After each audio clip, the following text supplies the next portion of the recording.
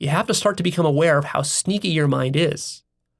All the thought patterns that your mind comes up with are all cleverly designed to keep your existing worldview in place and to not allow it to change.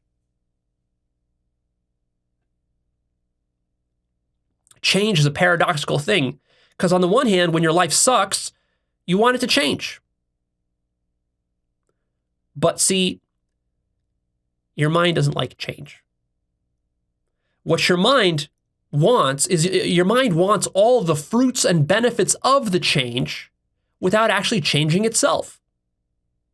So if you don't have the money or the sex or the love or the approval or whatever that you want, of course you want that to change, and you want all those things to be nice and good, and you want pleasure and positive emotions in all those areas, and success and wealth and all that.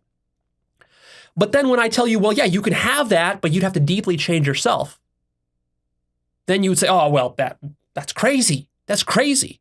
Well, how would I ever want to change myself? How can I get all those things, Leo, how do I get all those things without changing anything about myself? Well, see, that's impossible. That's what keeps you stuck. You have to bite the bullet and to say, okay, fine. I'll change myself. I'll change everything about myself. It's tricky. It's very counterintuitive. Your mind lies to you. Your mind deceives you.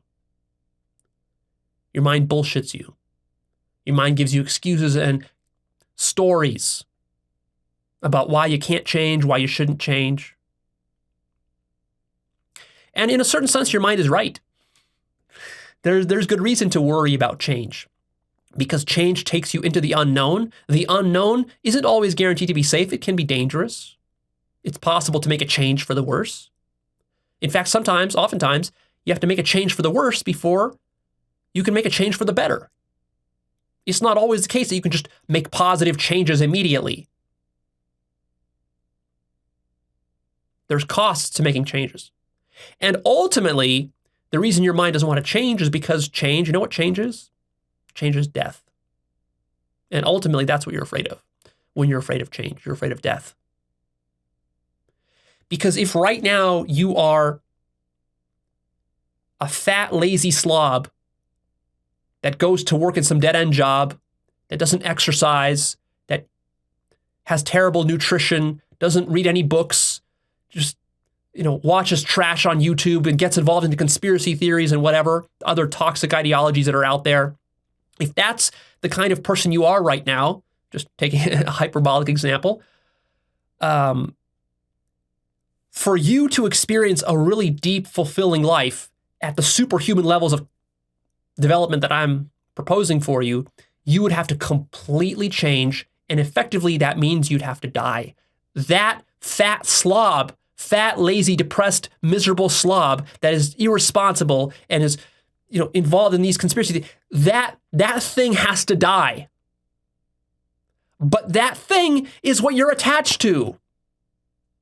That's the last thing that you're willing to let die. You want to somehow maintain that fat, lazy slob while on the other hand, getting money and success and sex and everything else that you want.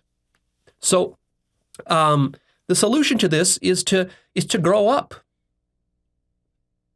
and to bite the bullet and to say, fuck it. I'm tired of being this fat, lazy slob. I'm sick of these mediocre results. Deep down in my heart, I know that life can be lived with more fulfillment and passion. It shouldn't be this frustrating and this mediocre. And that I am willing to actually do some work to change myself. And I'm even willing to drown my old self in the bathtub if that's what it takes to make it happen.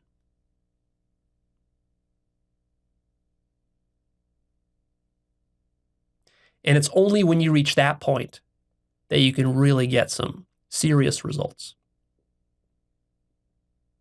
But even then, that's just where the work begins. That's just the beginning of the work.